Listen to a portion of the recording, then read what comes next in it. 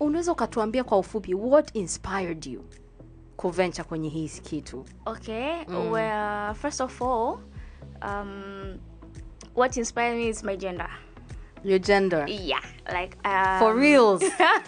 Sure.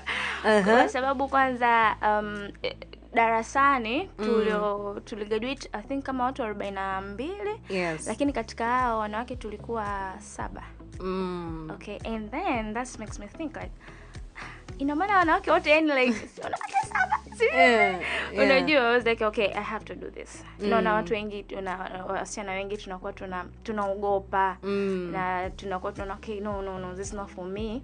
So I was like okay, naweza nikawaaminisha kwa watu kwamba of course it's hard, lakini it's not that hard.